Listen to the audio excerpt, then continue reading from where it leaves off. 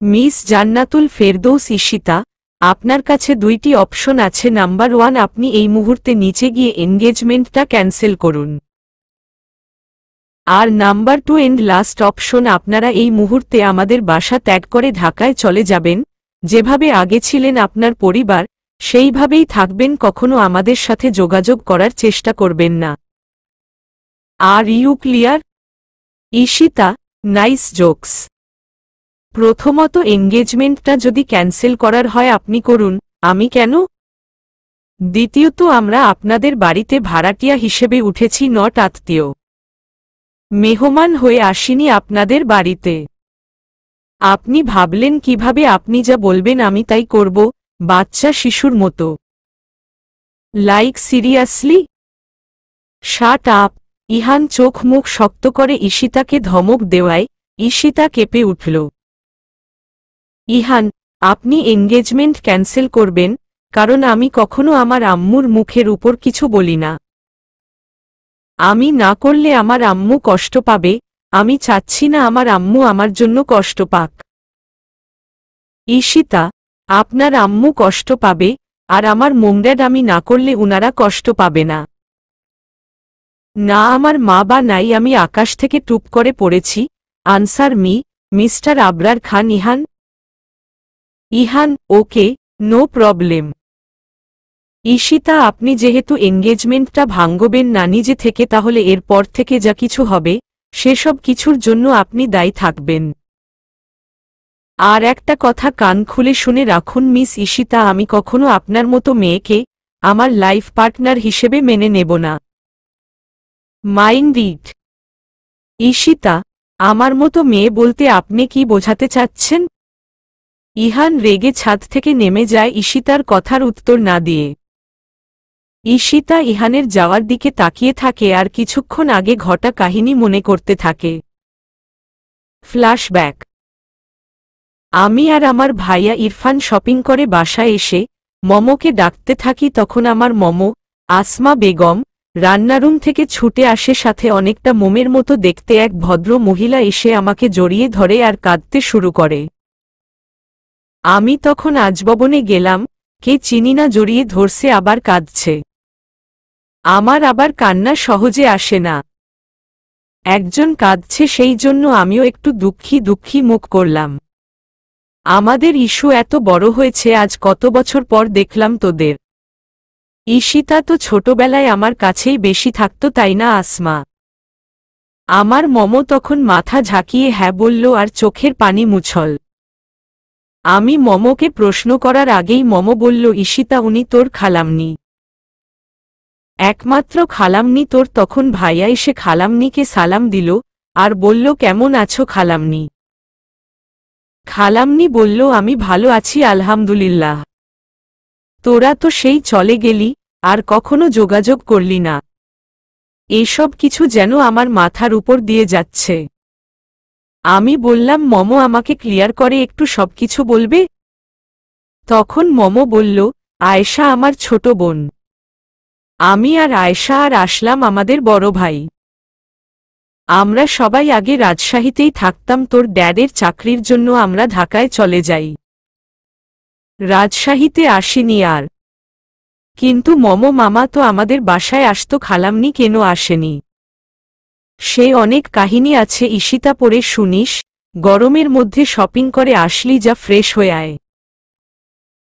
বিকেলে ছাদে আমি আর ঋতু, রহিমা খালা আমাদের কাজে সাহায্য করে, ওনার মেয়ে ঋতু। ছুঁয়াছুঁই খেলছি, ঋতু আমাকে ছুঁতে আসছে, আমি ওর দিকে তাকিয়ে দ্রুত ছুটছিলাম। তখন মনে হলো কোনো পিলারের সাথে ধাক্কা খেলাম। সামনে তাকিয়ে দেখি একজন সুদর্শন যুবক দাঁড়িয়ে আছে। এই প্রথম কাউকে দেখে ক্রাশ খেলাম। ছেলেটি রক্তচক্ষু হয়ে আমার দিকে তাকিয়ে আছে। কারণ আমি নিচের দিকে তাকিয়ে দেখি। মাত্রই ক্রাশ খেলাম, আর এখন তো মনে হচ্ছে আমার ক্রাশ আমাকেই আস্ত চিবিয়ে খাবে। ইহান ফোন স্ক্রুল করতে করতে ছাদে আসছিল, সেই মুহূর্তে ঈশিতার সাথে ধাক্কা লেগে ইহানের ফোন পড়ে গিয়ে ভেঙে যায়।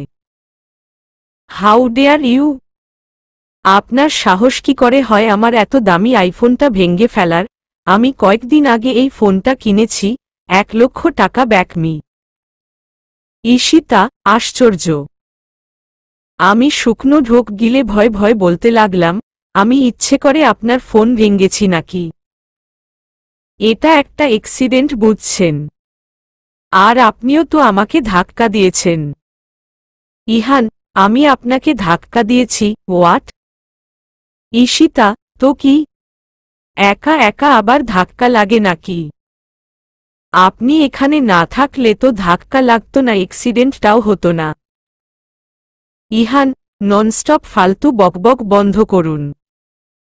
আর আমি আপনাকে 3 দিন সময় দিলাম, এর মধ্যে আমার ফোনের টাকা দিবেন, মাইন্ড ইট। ইহান ফোনের ভাঙ্গা অংশ তুলে ছাদ থেকে চলে গেল। আমি কিছুক্ষণ দাঁড়িয়ে ভাবতে লাগলাম, শেষ পর্যন্ত একটা ঝগড়ুটে বদমেজাজি ছেলের উপর ক্রাশ খাইলাম। ওহ নো ঈশিতা, নো, তুই আর তোর ওই ক্রাশ কখনোই পসিবেল না। এগুলো ভাবছি সেই সময় ঋতু আমাকে ডাকল। ইস্যু আপু, হুম বল, কি হয়েছে? ওই লোকটা খুব খারাপ। আমি ঋতুর দিকে ব্যাকা চোখে তাকিয়ে বললাম, কেন? ঋতু বলল, তোমাকে কত বকল। খালা খালু, বড় ভাইয়া তো তোমাকে কখনো বকে না, তাই ওই লোকটা খুব বাজে। আমি ঋতুকে বললাম, একটু আগে ছাদে যা যা ঘটেছে তা মোমড্যাড বা ভাইয়া কাউকে বলবি না, ঠিক আছে? ঋতু, হ্যাঁ ঠিক আছে আপু। ঈশিতা, চল বাসায় যাই। রাতে আসমা বেগম আর আফজাল হক রুমে বসে কথা বলছিলেন। আসমা, আমরা যে চলে গিয়েছিলাম আর কোনোদিন আয়েশা আর ওর ছেলেমেয়েদের খোঁজ খবর নেয়নি, এসব কিছুর জন্য আমার খুব খারাপ লাগছে। আফজাল, আমি নিজেও এখন অনুতপ্ত। ঈশিতার বাবা আফজাল হক। আসমা, যা হওয়ার তা তো হয়ে গেছে।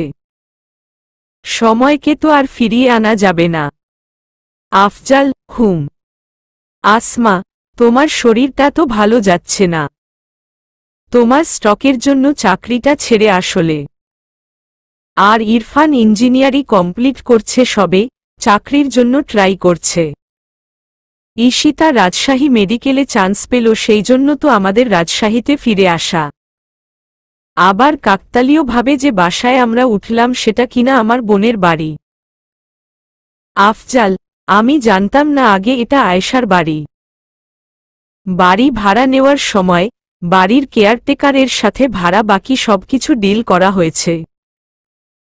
আসমা, আমি তো দুপুরে ছাদে গিয়ে আয়েশাকে দেখে থমকে গিয়েছিলাম। তবে আমার খুব ভালো লাগছে। ইমদাদ ভাইয়ের জন্য খারাপ লাগছে, আজ তার ছেলেটা তারই মতো একজন ডাক্তার হতে চলছে। সে নিজে চোখে দেখতে পারল না। মেয়েটা ক্লাস 8-এ পড়ে। আফজাল, ইদানিং আমারও মনে হয় আমি আমার ছেলে মেয়ের বিয়ে বোধহয় দেখে যেতে পারব না। আসমা, এমন করে বলছো কেন? আল্লাহ চাইলে নিশ্চয় পারবে। আমি বলছিলাম কি, আমাদের ইহানের সাথে যদি ঈশিতার বিয়ে দেই তাহলে কেমন হয়? আফজাল, কোনো মুখে আমি এটা বলবো আসমা। আমি আয়েশা আর তার বাচ্চাদের দুঃখের সময় ছিলাম না ওদের পাশে। সান্ত্বনাটুকু পর্যন্ত দেয়নি। সব কিছু শেষ করে চলে গিয়েছিলাম, আর এখন কোনো মুখে আয়েশাকে বলবো ইহান আর ঈশিতার বিয়ের কথা? আসমা, তোমাকে কিছু বলতে হবে না। তুমি পারমিশন দাও, আমি সবটা ঠিক করে নেব। আফজাল, আমার শরীরটাও ভালো নয়, তাই আমিও চাই ভালো ছেলে দেখে ঈশিতাকে তার হাতে তুলে দিতে। ইহান তার রুমে এসে ফোনের টুকরাগুলো ছুঁড়ে মারে। শব্দ শুনে ইহানের আম্মু ওর রুমে আসে।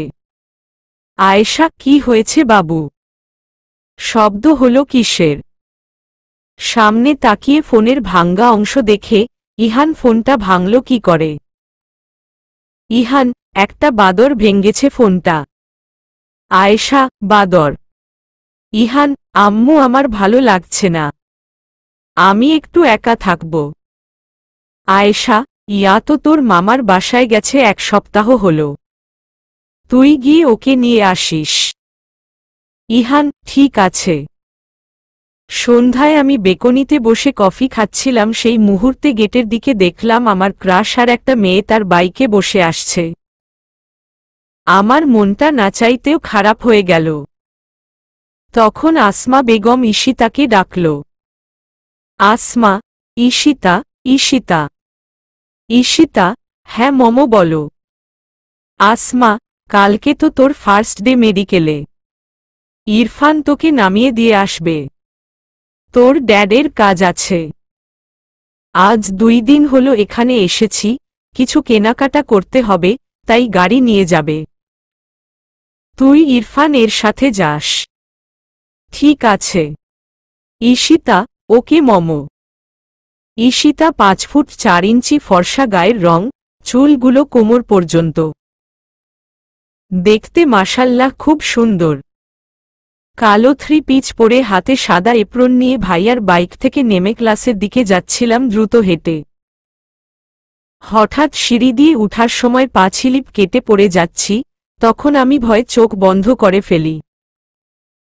চোখ খুলে দেখি আমার কোমর জড়িয়ে ধরে দাঁড়িয়ে আছে আমার সেই ঝগড়াটে ক্রাশ। তারপর আমাকে ধাক্কা দিয়ে সরিয়ে দিয়ে বলল, আপনার তো হাঁটাচলের জন্য ট্রেনিং নেওয়া প্রয়োজন। আমি অবাক হয়ে তাকিয়ে আছি ছেলেটির কথায়। বাই দ্য ওয়ে, আপনাকে আমি 3 দিনের সময় দিয়েছিলাম, অলরেডি 1 দিন চলে গেছে। বাকি 2 দিনের মধ্যে আপনি পুরা 1,05,500 টাকা গিভ মি। ঈশিতা, কালকে বললেন 1 লাখ আর আজকে 5,500 টাকা বেশি, হুয়াই? ইহান, কোচ, আমি রাতেই নিউ ফোন কিনেছি যার দাম 1,05,500 টাকা, ক্লিয়ার। ঈশিতা, আজব। আপনি ফোন কিনছেন, আমি সেই টাকা দিতে যাব কোনো দুঃখে শুনি? আমার দিকে খানিকটা এগিয়ে এসে আমার মুখের দিকে ঝুঁকে, ইহান, আপনি আমার ফোন নষ্ট করছেন, সেই জন্য আমাকে আবার নিউ ফোন কিনতে হয়েছে, সো পুরা টাকাটা আপনি দিবেন।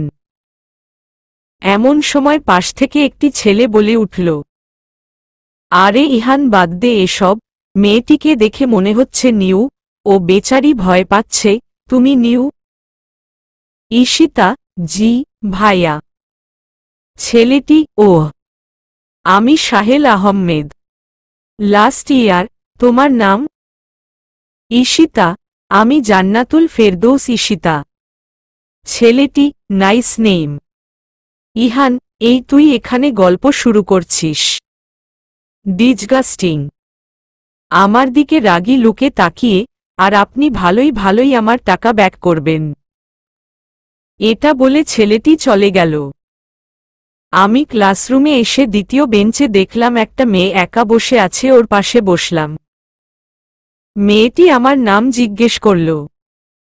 ঈশিতা, আমি ঈশিতা। ইউ? ফারিয়া, আমি ফারিয়া। খুব অল্প সময়ের মধ্যেই আমার ফারিয়ার সাথে খুব ভাব হয়ে গেল, ও আমার বাসার অ্যাড্রেস পর্যন্ত নিয়ে নিল। আমরা ফ্রেন্ডশিপ করলাম।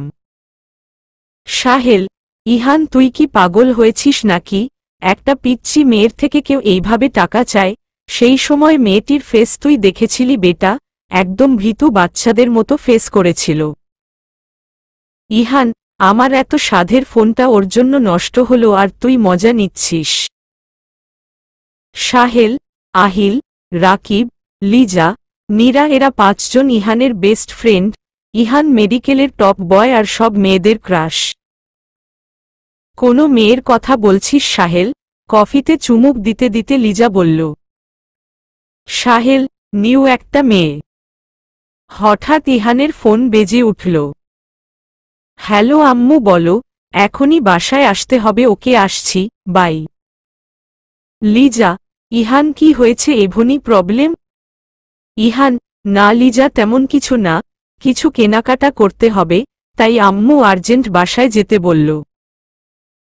লিজা, ওয়াও, শপিং করবি? আমিও যাব তোর সাথে, প্লিজ ইহান।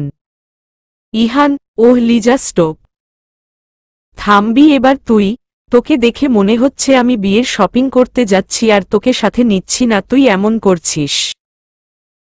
লিজা, বিয়ের শপিংয়ে তো আমি থাকবই, সেটা তুই চাইলে বা না চাইলেও।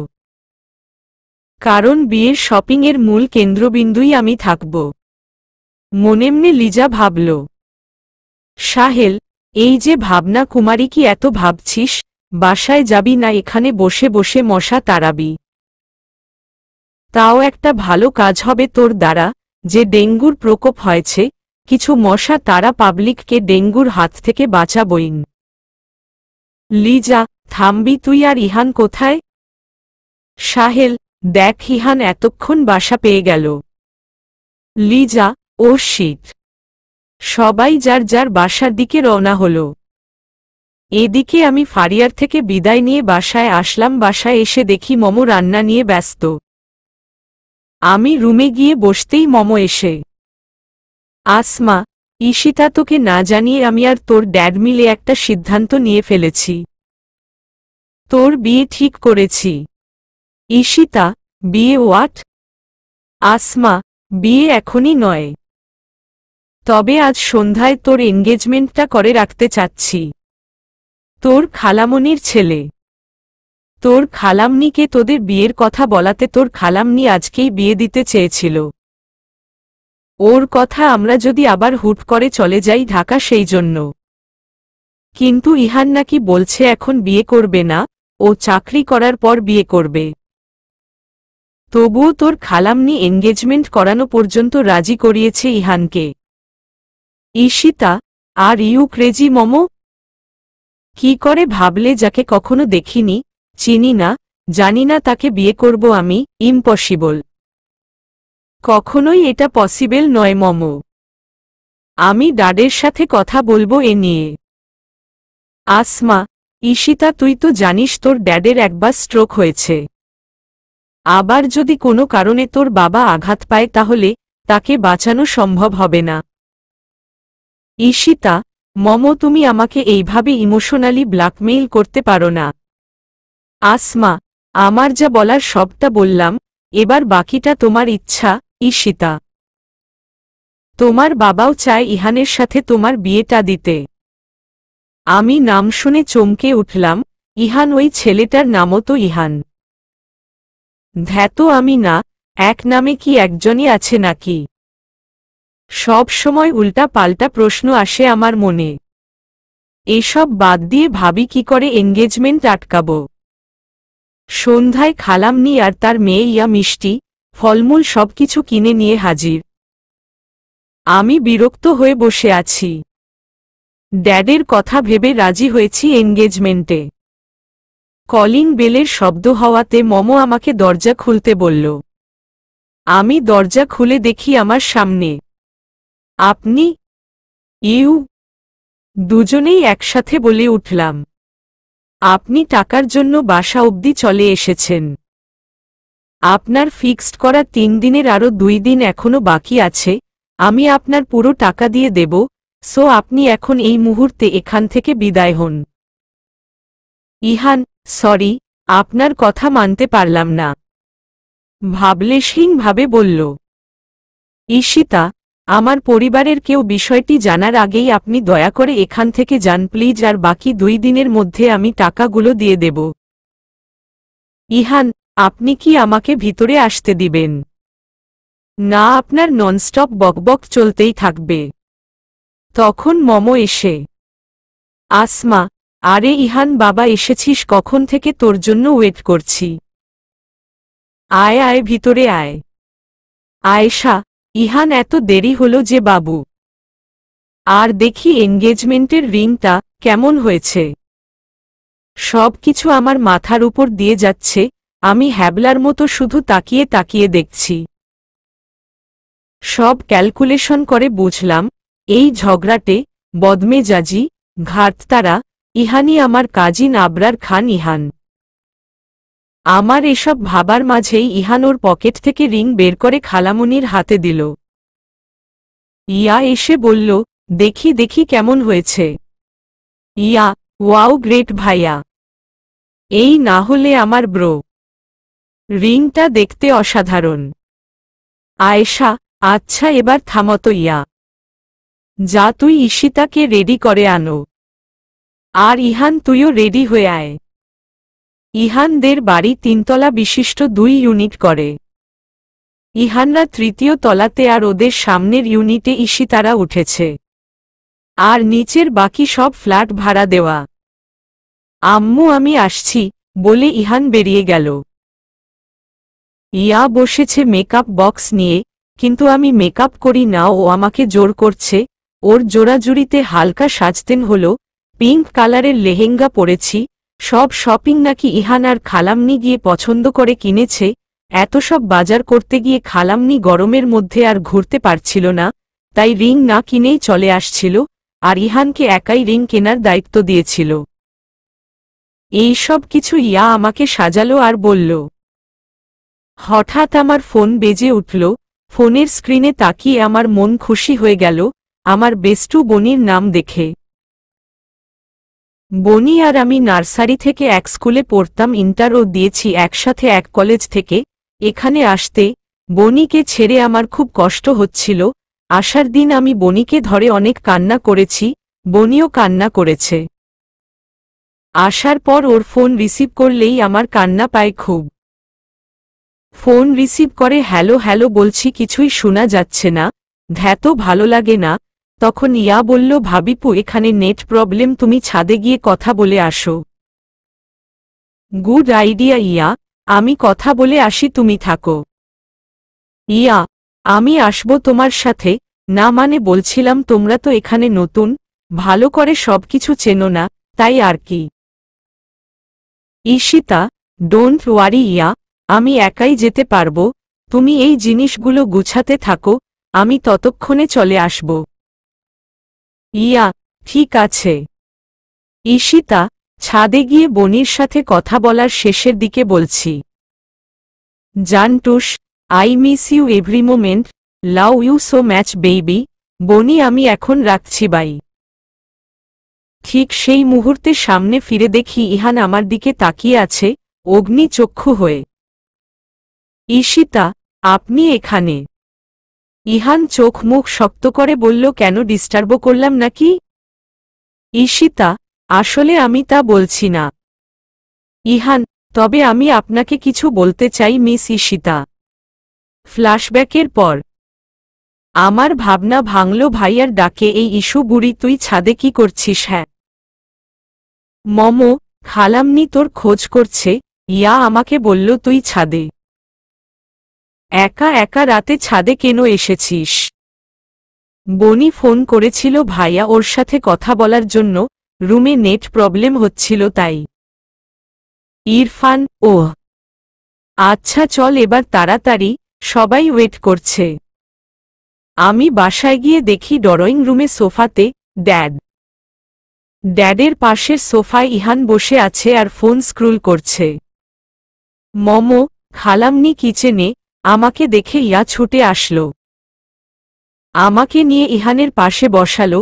আমি আর চোখে ইহানের দিকে তাকালাম, কিন্তু ইহানের কোনো হেলদোল নাই, তার আশেপাশে কি হচ্ছে সেদিকে কোনো নজর নেই, সে ফোন স্ক্রুল করতেই ব্যস্ত। ছাদে ইহানের বলা কথাগুলো আমি ভাবতে থাকলাম, আমার এখন কি করা উচিত? আমি কি এনগেজমেন্টটা ক্যান্সেল করে দেব? যখনই আমি এ ব্যাপারে কিছু বলতে যাব ঠিক তখনই ড্যাড বলল, আফজাল, আমি আমার ঈশিতা মামুনির জন্য যেমন ছেলে মনে মনে চেয়েছিলাম, মনে হচ্ছে আল্লাহ আমার মনের আশা পূরণ করেছেন। ইহান আমার ঈশিতার জন্য একদম পারফেক্ট হয়েছে। কি বলিস ইরফান? ইরফান, একদম ঠিক বলেছ বাবা। ড্যাডের মুখের দিকে তাকিয়ে আমি পারলাম না এনগেজমেন্ট ভাঙ্গার কথাটা বলতে। আমি এই মুহূর্তে না করলে ড্যাড এবং বাকি সবাই অনেক কষ্ট পাবে। আর প্রবলেম ইহানের, সে না করুক আমি কেন, আর ওর কথা শুনতে আমি বাধ্য নই। তাই আমিও মনে মনে প্রতিজ্ঞা করলাম, আমি নিজে থেকে ভাঙলাম না এনগেজমেন্টটা। মিস্টার ইহানের পর আপনার যা করার করবেন, আমি প্রস্তুত আছি যে কোনো সিচুয়েশন মোকাবেলা করার জন্য। খালামনি, মমো, ইয়া এসে ইহানের হাতে রিং বক্স দিয়ে আমাকে পরিয়ে দিতে বলল। ইহান রিং বের করে আমার অনামিকা আঙ্গুল জোরে চেপে ধরে রিংটা পরিয়ে দিল। এতটা জোরে ধরার কারণে আমার চোখের কোণে পানি চলে আসলো। বুড়ি, তুই কাঁদছিস কেন? তুই তো আমাদের ছেড়ে কোথাও যাচ্ছিস না, আর তোর বিয়েও তো এখনো 2 বছর দেরি আছে। ইহানের ইন্টার্নশিপের পর তোদের বিয়ে হবে, তাই ইস্যু বুড়ি একদম কান্না করবি না। ড্যাড লুকিয়ে চোখের পানি মুছল। তখন মমো বলল, চলো সবাই খাবার খাবে, এমনিতে অনেক রাত হয়েছে। ইহান তখন বলে উঠল, ইহান, আম্মু আমার খুব টায়ার্ড লাগছে, আমি বাসায় গিয়ে বিশ্রাম নেব, আসছি আমি। তখন মমো বলল, একি ইহান ডিনার করে তারপর যাবি? সবার জোড়াজুড়িতে শেষ পর্যন্ত ইহান ডিনার করতে রাজি হল। আমার ঠিক অপোজিট চেয়ারে ইহান বসেছে, আমি বারবার আর চোখে ইহানের দিকে তাকাচ্ছি। ইহান সবার সাথে স্বাভাবিক কথা বলছে আর খাবার খাচ্ছে। এদিকে ইহানকে দেখে মনে হচ্ছে আমাকে চেনেই না। আমি যে ওর বাগদত্তা ও মনে হয় জানেই না, ওর এটিটিউড দেখে আমার এটা মনে হচ্ছে আর রাগ হচ্ছে। আর ইহান নাকি খালাম্নিকে বলেছে এনগেজমেন্টের কথা এখনই সবাইকে না জানাতে। তাই ঘরোয়াভাবে আমাদের এনগেজমেন্টটা করা হলো। এনগেজমেন্টের কথা শুধু আমাদের 2 পরিবারের মধ্যেই সীমাবদ্ধ। আমি খাবার সব না খেয়ে টেবিল থেকে উঠে আসলাম। ঈশিতা, মমো, আমি রুমে গেলাম, আমার খুব ঘুম পাচ্ছে, আমি ঘুমাবো। আমাকে কেউ ডেকো না। আমি রুমে গিয়ে জোরে শব্দ করে দরজা বন্ধ করলাম। আসমা, এই মেয়েকে নিয়ে পারি না। এত বড় মেয়ে এখনো ঠিকমতো খাবার খায় না। ডিনার শেষ করে খালামণিরা বাসায় চলে যায়। পরের দিন আমি মেডিকেলে যাওয়ার জন্য দাঁড়িয়ে আছি রিকশার জন্য। ভাইয়া চাকরির ইন্টারভিউ দিতে গিয়েছে, মমো ড্যাডকে নিয়ে হসপিটালে চেক আপ করতে গেছে গাড়ি নিয়ে, সেই জন্য আমি গেইটের সামনে রিকশার জন্য দাঁড়িয়ে আছি। হঠাৎ বাইকের শব্দে পিছনে তাকিয়ে দেখি। মরার শখ হয়েছে তো মাঝ রাস্তায় গিয়ে দাঁড়াও, গাড়ির অভাব হবে না। আমার বাইকের সামনে কেন? ওআইসি, ভাবুক ভঙ্গিতে, আমাকে ফাঁসানোর ষড়যন্ত্র চলছে। ঠিক বলছি তাই না? শেষের কথাটা ধমকের সুরে বলল ইহান। ইহানের কথায় আমার হুঁশ ফিরল। বাইকের শব্দে পিছনে তাকিয়ে দেখি ইহান আসছে বাইক নিয়ে। সাদা শার্ট, অ্যাশ কালারের প্যান্ট, আর পায়ে কেডস। ইহানকে খুব ড্যাশিং লাগছিল। এই লুকে ইহানকে দেখে আমি কোথায় যেন হারিয়ে গিয়েছিলাম। আমি ভুলে গিয়েছিলাম যে আমি একদম গেট জুড়ে দাঁড়িয়ে আছি। ইহানের কথায় আমি তাড়াতাড়ি গেট থেকে সরে দাঁড়াই। ইহান আমাকে পাশ কাটিয়ে চলে গেল। কিছুটা যেতেই ইহান আবার ব্যাক করে আমার সামনে বাইক থামাল। আমার মনে এক রাশ ভালো লাগা কাজ করল। আমি মনে মনে ভাবলাম ইহান আমাকে লিভ দেবে। ও আমাকে বাইকে উঠার জন্য ব্যাক করে এসেছে। আমার এসব ভাবনার মাঝে এক বালতি পানি ঢেলে দিয়ে ইহান বলল, আমাদের এনগেজমেন্টের কথা তুমি মেডিকেলের কারো কাছে ঢাকঢোল পিটিয়ে আগ বাড়িয়ে বলতে যেও না। না আমার ফ্রেন্ড, আর না তোমার কোনো ফ্রেন্ডদের কাছে বিষয়টা শেয়ার করবে। আমি চাই এই বিষয়টা আপাতত শুধু আমাদের 2 পরিবারের মধ্যেই সীমাবদ্ধ থাকুক। আশা করি বুঝতে পেরেছ? এটা বলে ডোন্ট কেয়ার ভাব নিয়ে চলে গেল, আমাকে উত্তর পর্যন্ত দেওয়ার সময় না দিয়ে।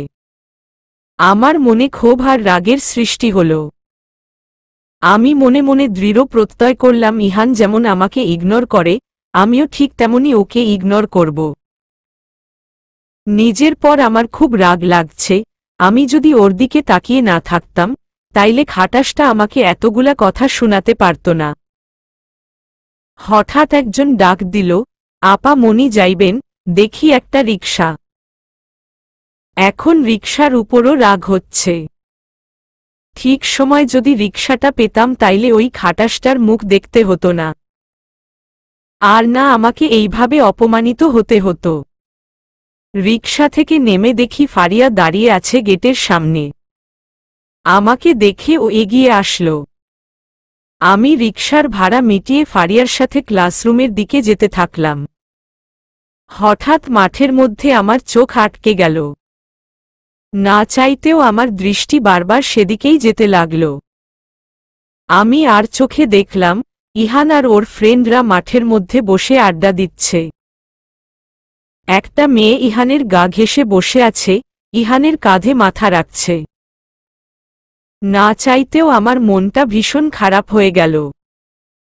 আমার মনের আকাশে এক বিশাল মেঘের সৃষ্টি হল, মনে হল কখন যেন বৃষ্টি নামবে অঝোর ধারায়। তখনই ফারিয়া বলল, এই ঈশিতা, তোর আবার কি হলো? কোনো কথা বলছিস না কেন? আমি একাই বকবক করে যাচ্ছি, তুই কোনোই রেসপন্স করছিস না। ঠিক আছিস তুই? হ্যাঁ, আমি একদম ঠিক আছি। আমার আবার কি হবে? চল তাড়াতাড়ি, ক্লাসে যেতে হবে। সাহেল, আহিল, রাকিব, নীরা, লিজা এই 5 জন ইহানের বেস্ট ফ্রেন্ড। ইহানদের পাশ দিয়ে যাওয়ার সময় সাহেল ভাইয়া বলল, এই তুমি ঈশিতা না? আমি আর ফারিয়া হঠাৎ সাহেল ভাইয়ের ডাকে দাঁড়িয়ে পড়লাম আর বললাম, জি। সাহেল, কেমন আছো? ঈশিতা, আলহামদুলিল্লাহ ভালো। আপনি কেমন আছেন ভাইয়া? সাহেল, আমিও আলহামদুলিল্লাহ ভালো আছি। ইহান ওদের কথা বলায় মনে মনে খুব বিরক্ত হচ্ছে। লিজা, এই 1 মিনিট। তুমি সেই মেয়ে যে কিনা ইহানের ফোন ভেঙেছ, ফোনের টাকা ব্যাক করেছ। আর তোমাকে দেখে তো মনে হচ্ছে না এই জীবনে ইহানের ফোনের টাকা তুমি ব্যাক করতে পারবে। তাচ্ছিল্যভাবে বলল। ঈশিতা, মানুষকে দেখে কি তার সবকিছু বোঝা বা জানা যায়? আমাকে দেখে আজ আপনার যেমনটা মনে হচ্ছে, হয়তো কিছু দিন পর এর ঠিক উল্টোটা মনে করতে বাধ্য হবেন। পরিস্থিতিটাই এমন হবে। ইহান আমার কথা শুনে কপাল কুঁচকে আমার দিকে তাকাল। লিজা, এই তুমি কি মিন করতে চাচ্ছ? সাহেল, স্টপ লিজা। কি শুরু করেছিস তুই? ইহান কি তোকে বলেছে ওর ফোনের ব্যাপারটায় তোকে ঈশিতার সাথে কথা বলতে? তুই শুধু শুধু কেন এসব ফালতু কথা বলছিস? ঈশিতা, আমরা আসছি ভাইয়া, আমাদের ক্লাসের লেট হয়ে যাচ্ছে। সাহেল, ঠিক আছে ঈশিতা, লিজার কথায় তুমি কিছু মনে করো না, ওর হয়ে আমি সরি বলছি। Ishita, it's okay. আমি ফারিয়ার সাথে ক্লাসরুমে এসে বসে পড়লাম। আমার খুব খারাপ লাগলো, লিজা মেয়েটা আমাকে কত কথা শোনালো। ইহান কোনো প্রতিবাদ তো দূরেই রাখলাম, লিজাকে থামতে পর্যন্ত বলল না। আমি ওর কাজিন প্লাস জীবনের সবচেয়ে বড় একটি অংশে জড়িয়ে গেছি। এইসব কিছুর কোনোই দাম নেই ইহানের কাছে। ফারিয়া, ঈশিতা ওখান থেকে যাওয়ার পর ইহান, লিজা, তোকে কে বলেছিল ঈশিতাকে এতগুলো কথা বলতে? আমি তোকে কখনো বলেছি তুই কখনো আর এই ব্যাপার নিয়ে ঈশিতাকে কিছু বলবি না? আর তুই ঈশিতাকে সরি বলবি তোর এই বাজে আচরণের জন্য? লিজা, ইহান, তুই ওই সামান্য একটা মেয়ের জন্য আমাকে কথা শোনাচ্ছিস, আর আমি সরি বলবো ওই মেয়েটাকে? ইম্পসিবল। ওই মেয়েটাকে কখনোই না। ইহান, কি ওই মেয়ে করছিস? ওর নাম আছে। কোনো কিছু বলতে হলে ভালো করে বলবি, নয়তো বলবি না। ইহান রেগে সেখান থেকে চলে গেল। সাহেল সহ বাকিরাও ইহানের পিছে গেল ক্লাসরুমে। শুধু লিজা আর নীরা দাঁড়িয়ে রইল। নীরা, তুই দেখেনিস আমি ওই ঈশিতা নাকি যেই হোক না কেন ওকে আমি দেখে নেব। শুধুমাত্র আজকে ওর জন্য আমার বেস্ট ফ্রেন্ডরা আমাকে কথা শোনালো, ভুল বুঝল। যা করার পরে করিস, চল ক্লাসে যাই এখন, না হলে ক্লাসটাও মিস করবি। নীরা বলল। পরপর 2টা ক্লাস হওয়ার পর ফারিয়া বলল, এই ঈশিতা, চল ক্যান্টিনে যাই, আমার খুব ক্ষুধা পেয়েছে। আর একটু ঘোরাও হবে, আমার এখানে বোর লাগছে, এখনো পরের ক্লাস হওয়ার 30 মিনিট বাকি আছে। আমি এতক্ষণ এখানে বসে বসে বোর হতে পারছি না, তুই যাবি কিনা বল। চিল ফারিয়া চিল, আমি কি একবারও বলেছি যে যাব না? তুই শুধু শুধু রেগে যাচ্ছিস কেন? চল জানু, চল বেইবি। দুজনেই একসাথে হেসে উঠলাম। ফারিয়া গিয়ে বসে পড়ল একটা টেবিলে আর আমাকে বলল, তুই অর্ডার দিয়ে আয়। আমি এক হাতে ফারিয়ার জন্য স্যান্ডউইচ আর এক হাতে আমার জন্য কফি নিয়ে আসছিলাম। হঠাৎ কারো সাথে ধাক্কা লেগে সব খাবার পড়ে গেল।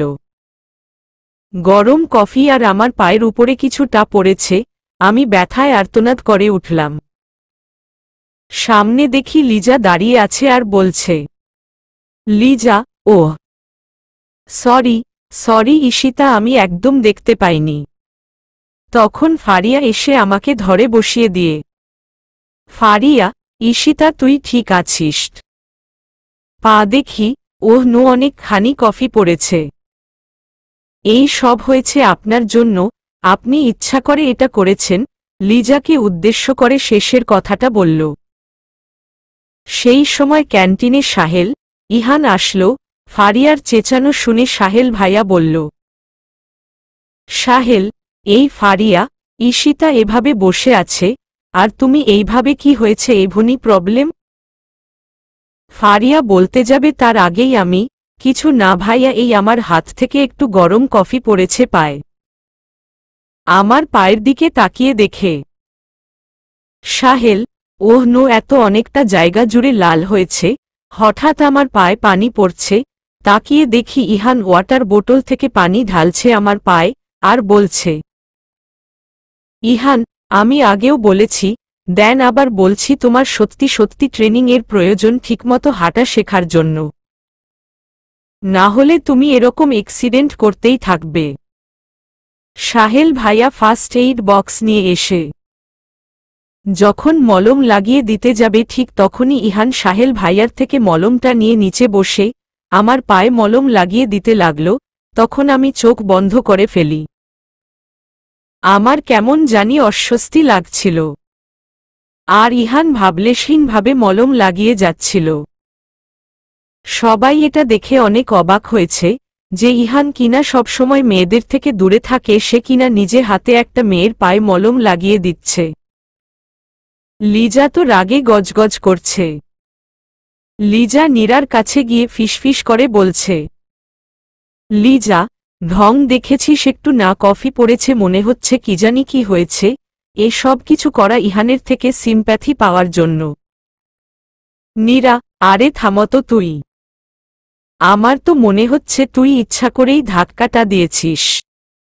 না হলে হঠাৎ করে তুই বসা থেকে উঠে আসলি কেন? এটা আমি বুঝলাম না। ভাবুক ভঙ্গিতে বলল লিজা, আরে তুই কি যে বলিস না নীরা। ইহান তো নিজেই বলল, শুনলি না তুই, এই মেয়ের ধাক্কা ধাক্কি খাওয়া পড়ে যাওয়ার ব্যামো আছে। তখন সাহেল ভাইয়া বলে উঠল, সাহেল, এই তোরা দুজনে কি ফুসুর ফুসুর করছিস বলতো? লিজা, কিছু না, মানে ক্লাসের সময় হয়ে যাচ্ছে, আমি আর নীরা সেই ব্যাপারেই কথা বলছিলাম, তাই না নীরা? নীরার দিকে তাকিয়ে নীরা, হ্যাঁ হ্যাঁ তাই তো। নীরা কিছুটা অবাক হয়ে এটা বলল, ইহান, তোরা সবাই যা ক্লাসে, আমি দেখছি কি করা যায়। লিজা, নীরা দ্রুত ক্যান্টিন থেকে প্রস্থান করল। সাহেল, ইহান, আমার মনে হয় ঈশিতাকে বাসায় পৌঁছে দিলে ভালো হবে। ওর এখন রেস্টের পর প্রয়োজন।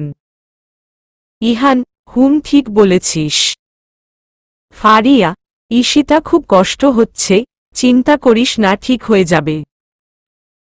ইহান, ফারিয়া, তুমি ঈশিতাকে ধরে গেটের সামনে নিয়ে আসো, আমি আসছি বলে ইহান বেরিয়ে গেল। এই তুই মিথ্যে কেন বললি ঈশিতা? তুই বলতে পারলি না ওই লিজা নাকি ফিজা, ওর জন্য তোর এই অবস্থা হয়েছে? বললে কি হতো ফারিয়া, এটা কি ঠিক হয়ে যেত? আর আমি চাই না আমার জন্য ওনাদের ফ্রেন্ডদের মধ্যে কোনো প্রকারের ভুল বোঝাবুঝির সৃষ্টি হোক। কেউ অন্যায় করলে তার শাস্তি প্রকৃতিই দিবে, আমাদের কিছু করতে হবে না। আমি ফারিয়ার হাত ধরে আস্তে আস্তে গেইটের সামনে এসে দাঁড়ালাম। দেখলাম সাহেল ভাইয়া রিকশার সামনে দাঁড়িয়ে আছে। ফারিয়া, ভাইয়া আমি ঈশিতার সাথে যেতে চাচ্ছি, ওকে এই অবস্থায় একা ছাড়া ঠিক হবে না। আমি ঈশিতাকে বাসায় পৌঁছে দিয়ে তারপর না হয় বাসায় যাব। সাহেল, তুমি কষ্ট করে যাবে, তোমার বাসা তো এই দিকে। ঈশিতার বাসায় গেলে আবার তোমাকে উল্টো দিকে ব্যাক করতে হবে। এর চেয়ে বরং আমি পৌঁছে দেব ঈশিতাকে, আমার বাসা তো ওইদিকে, ঈশিতাকে নামিয়ে দিয়ে আমি বাসায় চলে যাব। ঈশিতা, না না ভাইয়া আপনাকে কষ্ট করতে হবে না। আর ফারিয়া তোকেও যেতে হবে না, এমনিতে অনেক দেরি হয়েছে, আন্টি চিন্তা করবে, তুই বাসায় যা। আমি একাই যেতে পারব, কোনো সমস্যা হবে না। সাহেল, ঈশিতা সমস্যা তোমার না থাকলেও আমাদের আছে, এই অবস্থায় কিছুতেই তোমাকে একা ছাড়া যাবে না। আর কথা না বাড়িয়ে চলো, রিকশায় ওঠো, আমি তোমাকে পৌঁছে দেব। কাউকে পৌঁছে দিতে হবে না, ঈশিতাকে। ফারিয়া তুমি বাসায় যাও, আর সাহেল ঈশিতাকে নিয়ে তোকে এত ভাবতে হবে না, আমি ঈশিতাকে পৌঁছে দেব। সানগ্লাস পরতে পরতে কথাটা বলল ইহান। তুই পৌঁছে দিবি ঈশিতাকে? অবাক হয়ে সাহেল ভাইয়া বলল। হ্যাঁ, আমি কেন, তোর কোনো সমস্যা আছে? না, সমস্যা কেন হবে আমার? তুই তো তোর বাইকে কোনো মেয়েকে কখনো বসাস না, এই জন্য কিছুটা অবাক হলাম আর কি। লিজা, নীরা ওরা তোকে 1000 বার বলেছে, তাও তুই কখনো ওদেরকে লিভ দিসনি।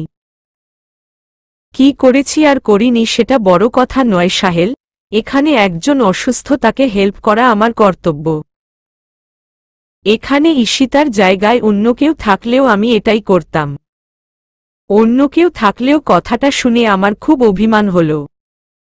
মনে মনে বললাম, যাব না এই হনুমান খাটাসটার বাইকে, কিন্তু মুখে বলার সাহস হল না, যদি ধমক দেয়। ইহান, বাসায় যাবে নাকি এখানে দাঁড়িয়ে থাকার প্ল্যান করেছ?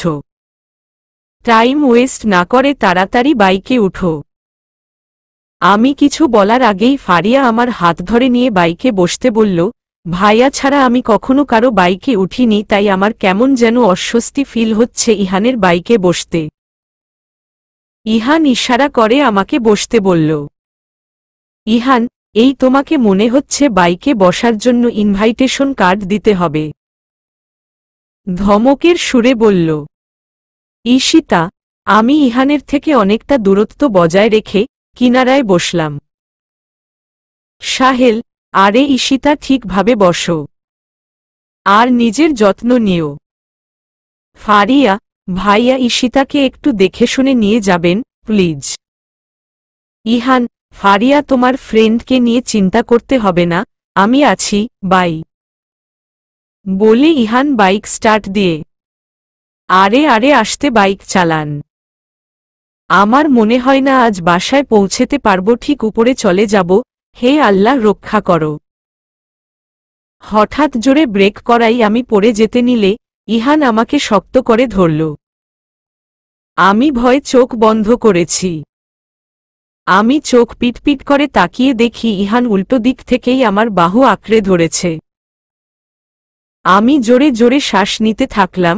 এইভাবে কেউ বাইক চালায় আর একটু হলেই তো ঠিক ওই খাদে গিয়ে পড়তাম, তারপর সোজা উপরে যাওয়ার টিকিট কাটা হয়ে যেত।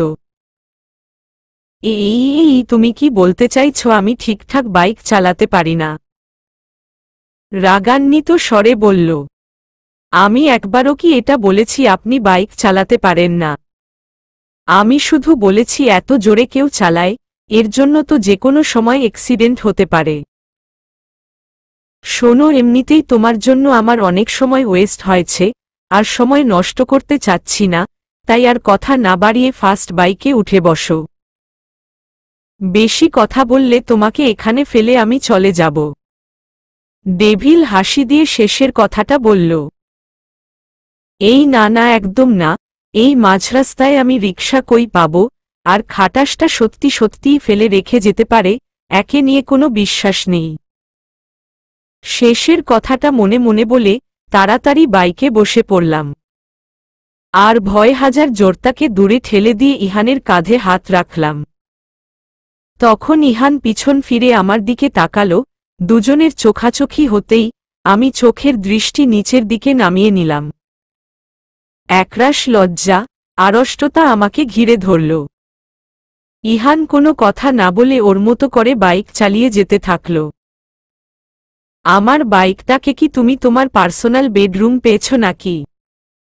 নামতেই চাচ্ছ না, বসে তো আছোই, এখন মেবি শোয়ার প্ল্যান করছো? ভ্রু কুঁচকে বলল। ইহানের কথায় তাকিয়ে দেখি আমরা বাসার সামনে চলে এসেছি। আমি বুঝতেই পারিনি যে চলে এসেছি। আমি বাইক থেকে নেমে দাঁড়ালাম।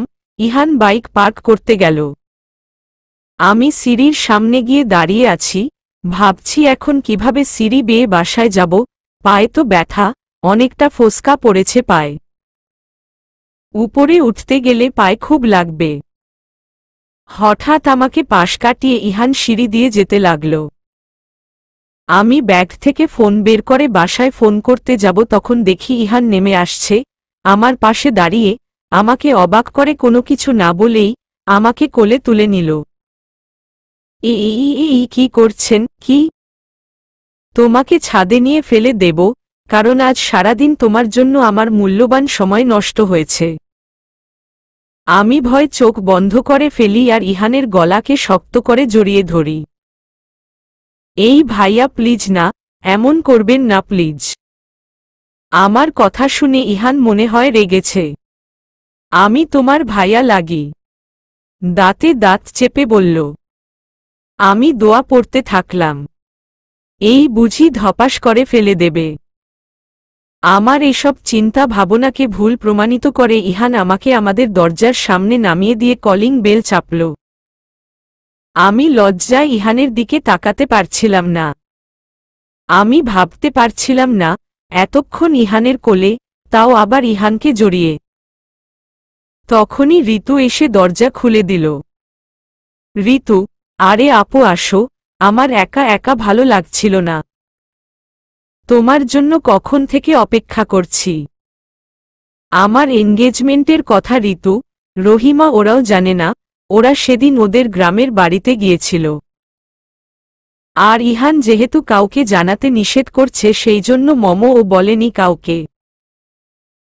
রহিমা খালার স্বামী মারা যাওয়ার পর থেকে সবসময় আমাদের কাছেই থাকে। ঋতু ক্লাস 5-এ পড়ে, ওর সব খরচ আমার ড্যাড দেয়। আমি ঋতুকে কখনো কাজের মেয়ের মেয়ে ভাবি না, ওকে অনেক আদর করি। ইহানের কাছে ওর বাসার এক্সট্রা চাবি থাকে, সেটা দিয়ে লকড খুলে ও বাসায় চলে গেল। আর আমিও বাসায় এসে সোফায় বসে পড়লাম। ঋতু এক গ্লাস ঠান্ডা পানি আনত। আর মমো ডাড আসেনি এখনো। ঋতু, না খালা খালু তো এখনো আসেনি। ইহান ভাইয়ের মা আসছিল একটু আগে, আপনার খোঁজ করল আপনি আসছেন কিনা জানার জন্য। ঈশিতা, ওহ, আর কিছু বলেছে কি? ঋতু, আর বলছে খালা খালু আসতে সন্ধ্যা হয়ে যাবে, টেস্টের রিপোর্ট নিয়ে ডাক্তার দেখিয়ে আসবে। ইরফান ভাই ও হসপিটালে। ওহ আচ্ছা ঠিক আছে, তুই যা, আমি রুমে গিয়ে ফ্রেশ হই। ঋতু, আপামনি আপনের পায়ে কি হয়েছে? দেখি দেখি। এই একটু কফি পড়েছিল ক্যান্টিন থেকে খাওয়ার সময়। ঋতু, ওমা এত দেখছি অনেকখানি পুড়ে গেছে, ফোসকা উঠছে, ওষুধ নিচ্ছেন? হ্যাঁ নিয়েছি। আমি যাই ফ্রেশ হয়ে আসি। আমি গোসল করে এসে বিছানায় বসছি, তখন দেখি ইয়া এসেছে, হাতে একটা প্যাকেট। ইয়া, ভাবিপু তোমার পায়ে নাকি কফি পড়ে ফোসকা উঠেছে, দেখি দেখি। ঈশিতা, তেমন কিছু না ইয়া, সামান্য একটু।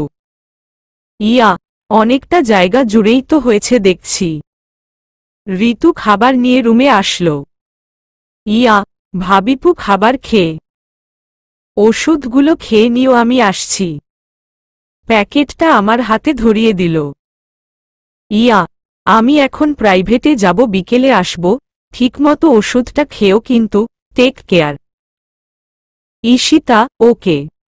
আমি খাবার খেয়ে ওষুধ খেয়ে নিলাম। তার মানে এই ওষুধগুলা ইহান পাঠিয়েছে ইয়াকে দিয়ে। তাছাড়া ইয়ার তো জানার কথা না। এসব ভাবতে ভাবতেই আমি ঘুমিয়ে পড়লাম। ফোনের শব্দে আমার ঘুম ভাঙ্গে, ফোনটা হাতে নিয়ে দেখি মমো ফোন করেছে। হ্যাঁ মমো বলো, ডাডের রিপোর্ট দিয়েছে, তোমরা সবাই ঠিক আছো? আসমা, আমরা সবাই ঠিক আছি। আর হ্যাঁ রিপোর্ট দিয়েছে, আলহামদুলিল্লাহ টেস্টের রিপোর্ট ভালো আসছে। একটু পর ডাক্তার আসবে, আমরা ডাক্তার দেখিয়েই চলে আসব, তুই চিন্তা করিস না। ইরফানকে কত করে বললাম তুই বাসায় যা, ঈশিতা একা একা আছে। না ইরফান শুনল না, ও একেবারে আমাদেরকে নিয়ে বাসায় যাবে।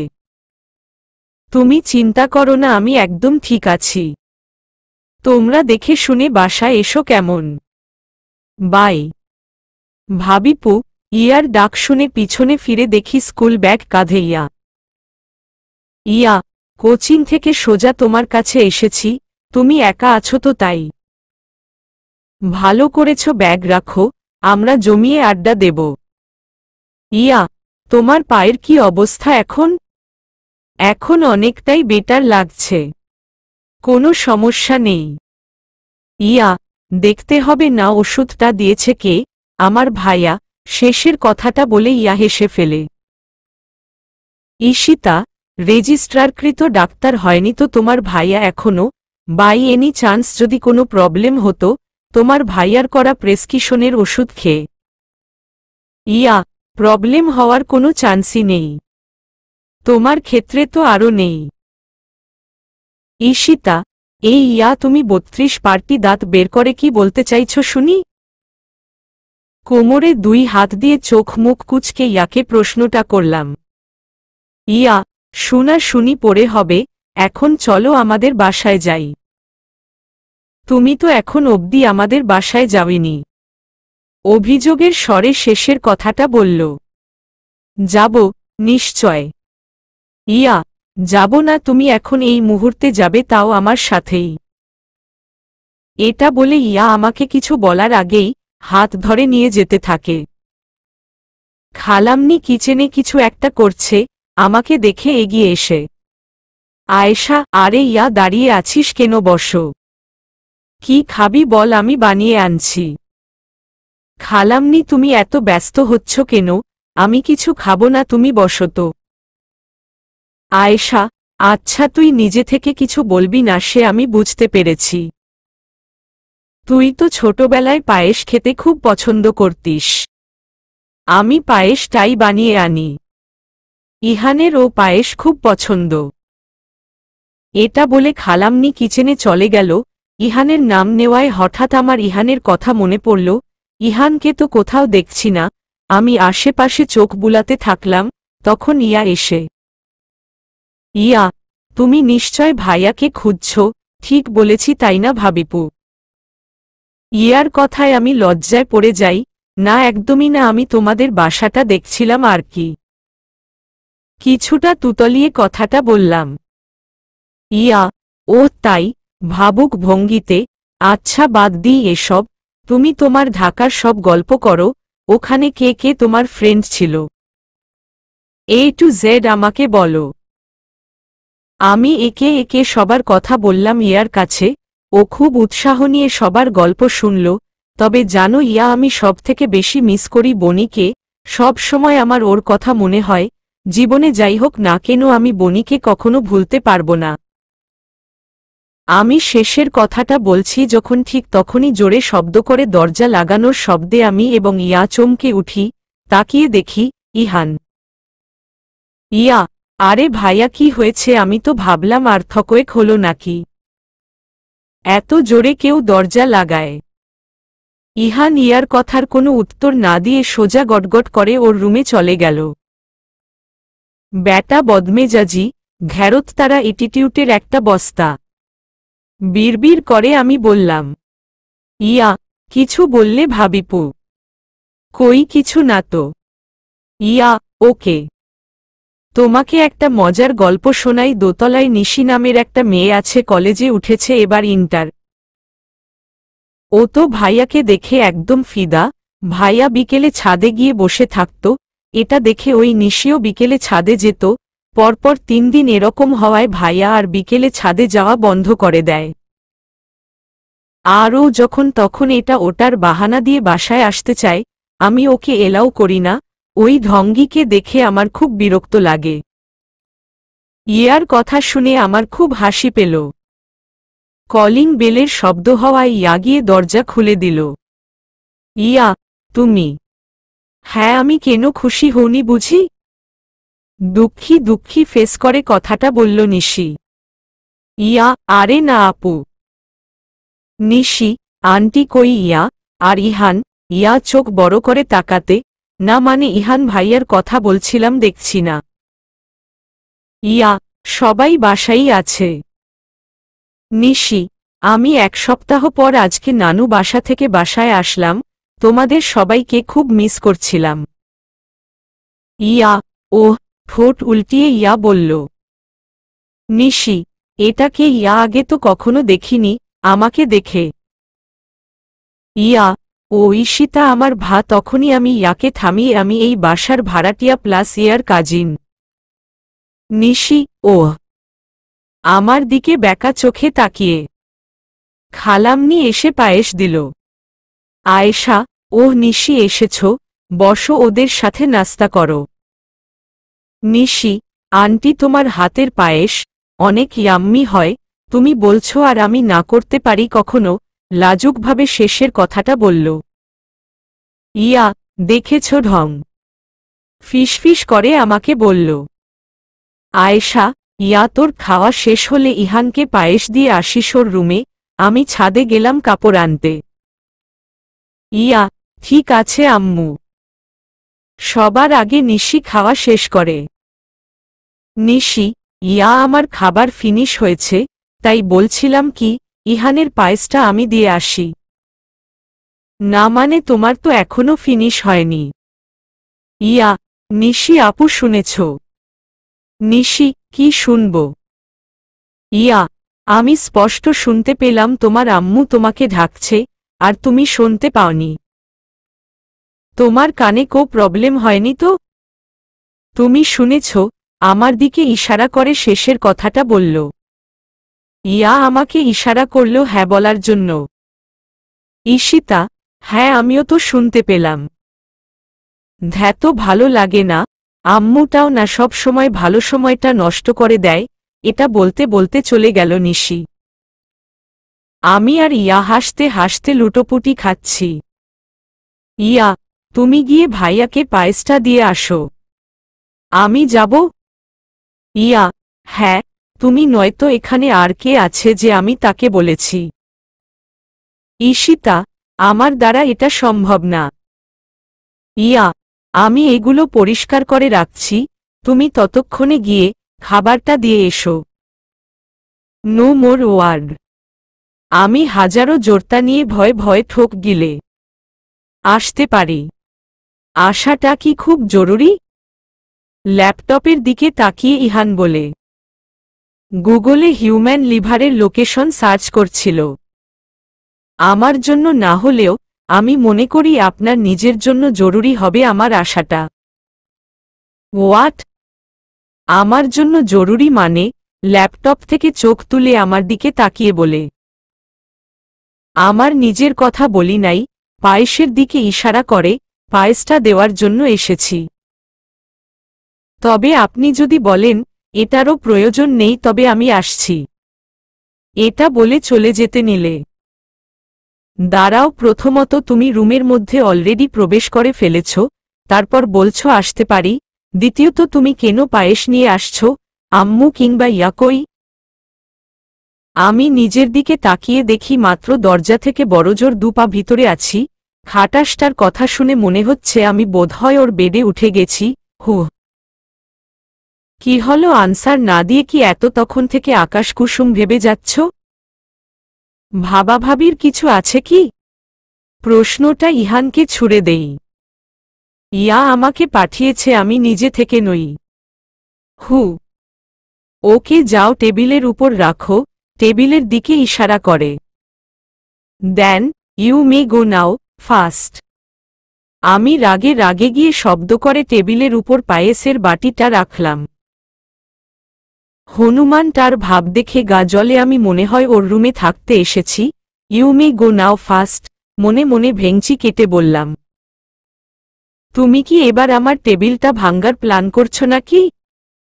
একবার তো ফোন ভেঙেছ, সেই টাকা তো তোমার দ্বারা ইহজন্মে শোধ হবে না, তাই তোমার ড্যাডের কাছ থেকে যৌতুক হিসেবে টাকাটা তুলতে হবে দেখছি। ভাবুক ভঙ্গিতে বলল। ইহানের কথা শুনে আমি অবাক হয়ে যাই, আর বড় বড় করে চোখ করে তাকাই। এভাবে তাকানোর কি হলো? মনে হচ্ছে চোখ দিয়ে আমাকে গিলে খাবে। সারাদিন কিছু খাওনি নাকি? আর শোনো, তোমার ড্যাড তো কন্যা দায়গ্রস্ত ছিলেন, তাই তো জোর করে আমার ঘাড়ে তোমাকে চাপিয়ে দিলেন। ইহান ওর চুলের ভাঁজে আঙ্গুল চালনা করতে করতে শেষের কথাটি বলল। আপনি রাজি কেন হলেন? নিজে থেকে না করলেই তো হতো। আমি নেহাতি একটা ভোলাভালা ভদ্র ছেলে, তাই বড়দের কথা অমান্য করতে পারিনি। দুঃখী ফেস করে। ইহানের কথা শুনে খুব রাগ হচ্ছিল, আর কথা না বাড়িয়ে ওখান থেকে চলে আসতে গিয়ে হঠাৎ আমার ওড়নায় টান লাগে। আমি অবাকের চরম সীমায় পৌঁছে যাই। যাক, এবার একটা সুযোগ পেয়েছি অ্যাটিটিউডের বস্তাটাকে হাজারটা কথা শোনাবো ভেবে। কি করছেন কি? ছাড়ুন। আর আপনি যে এতটা, পিছনে ফিরে দেখি। কি? আমার দিকে ইশারা করে। পিছন ফিরে আমার ওড়নাটা টেবিলের কোনায় আটকিয়েছে দেখে আমার মুখের ভাষা সব হাওয়া হয়ে গেছে। ও ঈশিতা, তুই তো তোর নিজের মানসম্মানের 12টা বাজিয়ে দিলি খাটাসটাকে জব্দ করতে গিয়ে। এখন তুই নিজে বেঁচে ফিরবি কিভাবে? মনে মনে এসব আজে বাজে চিন্তা তোমার মাথায় ঘোরে? আমি কিছু না বলে চলে আসতে লাগলে। তোমার পায়ের ব্যথা কমেছে? চলাচল করতে কি সমস্যা হচ্ছে? ইহানের প্রশ্নে আমি দাঁড়িয়ে পড়ি, না ঘুরেই বলি। বড় ডক্টরের প্রেসক্রিপশন ফলো করছি। এরপরেও সমস্যা হওয়ার কোনো চান্স আছে নাকি? এটা বলে আমি দ্রুত সেখান থেকে প্রস্থান করলাম। ইহান ঈশিতার কথা শুনে ভাবতে থাকে ঠোঁট কামড়ে, বড় ডক্টর তার মানে ও আমাকে ব্যঙ্গ করেছে। এটা মনে হতেই ইহানের ঠোঁটের কোণে সূক্ষ্ম হাসির রেখা ফুটে উঠল। সন্ধ্যায় মাগরিবের নামাজ পড়ে খালামনিদের বাসা থেকে এসেছি। মমো, ড্যাড সবাই বাসায় আসছে। আমি কার্টুন দেখছিলাম। ডোরিমন আমার খুব ফেভারিট কার্টুন। হঠাৎ ভাইয়া এসে রিমোট কেড়ে নিয়ে স্পোর্টস চ্যানেলে দিল। আমি রাগে গজগজ করতে করতে রুমে এসে ফোনটা হাতে নিতেই দেখি ফারিয়ার কল এসেছে অনেকবার। ওহ, আমি তো ফোন রেখে খালামনির বাসায় গিয়েছিলাম। এসেও তো ফোন চেক করিনি। ফারিয়াকে কল ব্যাক করলাম। এই ঈশিতা, তুই ঠিক আছিস? আমি কতবার ফোন করেছি, তুই ফোন তুলছিলি না কেন? বেশি সমস্যা হয়েছে কি? আরে আস্তে আস্তে একসাথে এতগুলো প্রশ্ন করলে আমি আনসার দেব কিভাবে? আর আমি এখন ফাইন আছি, তুই একদম টেনশন নিস না, এখন কোনো প্রবলেম নেই। কালকে কি মেডিকেলে আসতে পারবি তুই? আমার মনে হয় না মমো আমাকে যেতে দেবে। খুব কড়া করে শাসন করেছে, লাফালাফি আর মেডিকেলেও যেতে বারণ করেছে, পা একদম ঠিক না হওয়া পর্যন্ত। এটাই ভালো হবে তোর জন্য। আচ্ছা, আমি এখন রাখছি, আম্মু খাবার খেতে ডাকছে। ওকে, বাই বাই। রাতে ডিনার করে এসে শুয়ে এফবিতে লগ ইন করলাম। হঠাৎ কি মনে করে ইহানের নাম লিখে সার্চ দিলাম। কিছুটা খোঁজার পর ইহানের আইডিটা আসলো। ইহান দাঁড়িয়ে আছে সমুদ্রের কিনারায়, ওর পিছনে পানি আকাশের দিকে তাকিয়ে আছে, এমন একটা পিকচার ইহানের প্রোফাইলে দেওয়া। আইডি আনলকড থাকায় আমি একে একে সব পোস্ট দেখতে থাকলাম। ইহানের কভার ফটোর পিকটার দিকে আমি মুগ্ধ হয়ে তাকিয়ে আছি। নেভি ব্লু শার্ট, অ্যাশ কালারের প্যান্ট, সাদা এপ্রন, গলায় স্টেথোস্কোপ ঝুলানো, হাতের ঘড়ির দিকে তাকিয়ে টাইম দেখছে। অ্যাটিটিউড বয় একটা বলে আমি ফিক করে হেসে ফেললাম। একবার ভাবলাম ইহানকে ফ্রেন্ড রিকোয়েস্ট দেব, আবার না, কখনোই না।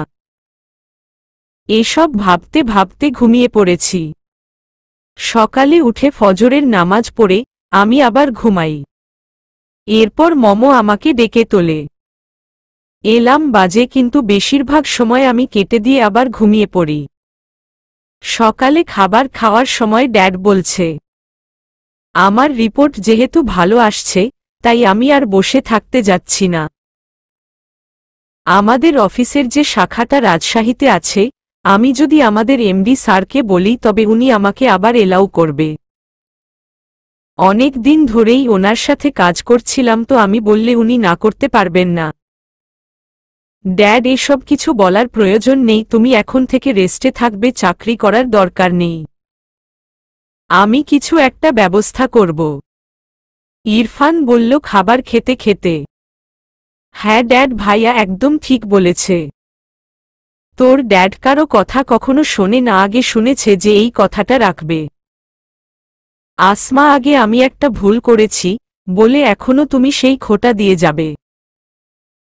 আর আমি প্রমিজ করছি, কাজ করতে গেলে অসুস্থতা বাড়লে আমি এবার একেবারে ছেড়ে দেব।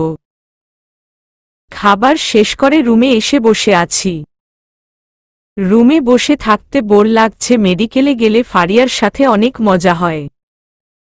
এইসব ভেবে মন খারাপ লাগছে। বেকনিতে গিয়ে দেখি ইহান বাইকে বসে আর কার সাথে যেন দাঁত কেলিয়ে হেসে হেসে কথা বলছে। আমি না দেখার ভান করে ফোন স্ক্রুল করতে লাগলাম। কিছুক্ষণ পর তাকিয়ে দেখি নেই, চলে গেছে। ঋতু স্কুলে গিয়েছে, ইয়াও স্কুলে কেউ নেই, কার সাথে সময় কাটাবো। খালামনিও বাসায় নেই, খালামনি মহিলা কলেজের লেকচারার, কলেজে গিয়েছে। খালামনি থাকলে তাও গিয়ে বসে গল্প করা যেত। কার্টুন দেখা ছাড়া আর কিছু করার নেই। ইহান ঈশিতা কেমন আছে? না, ওর পায়ের অবস্থা এখন কেমন? সাহেল প্রশ্নটা করে। আমি জানি না, ইহানের ভাবলেশহীন উত্তর। ইহানের উত্তরে সাহেল খুশি হতে না পারলেও ঠিকই একজন খুশি হয়েছে, লিজা। তোদের পাশের ফ্ল্যাটে ওরা থাকে, সেই জন্য তোকে প্রশ্নটা করলাম। আচ্ছা যাই হোক, ওর নাম্বারটাও তো নেই, তোর কাছে আছে? আমি কি নাম্বার সাপ্লাই করার জন্য সবার নাম্বার নিজের কাছে রাখছি নাকি? ইহানের ব্যাকা ওর। ঠিক আছে, প্রবলেম নেই। আমার মনে হয় ওই ফারিয়া নামের মেয়েটার কাছে পাবো নাম্বারটা। সাহেলের কথায় ইহান বিরক্ত হয়। আর সাহেলের ঈশিতার প্রতি এত উৎসাহ দেখে মনে মনে রাগ হয়, কিন্তু মুখে কিছু বলে না। তখন আহিল বলে, এই শুনছিস আমাদের রাকিবের গার্লফ্রেন্ড ওকে লাভ বাইট দেছে, সেই বাইটের জন্য বেটা আজ হসপিটালাইজড হয়েছে। মানে? সবাই একসাথে বলে, লাভ বাইটের জন্য হসপিটালাইজড হয় কেউ? আরে কেমন বলছি, ও বেটার ডেঙ্গু হয়েছে, আর এটা তো মশার কামড়েই হয়, আর তাও মেয়ে মশার কামড়ে ডেঙ্গু হয়, তাইলে আমি ভুল কোথায় বললাম? ঠিক বলেছি না? কিছুটা ভাব নিয়ে শেষের কথা আহিল বলে, সব কিছুতেই তোর ফান, সিরিয়াস হবি কবে তুই? আচ্ছা, ক্লাস শেষ করে রাকিবকে দেখতে যাব, ইহান বলে। চলবে।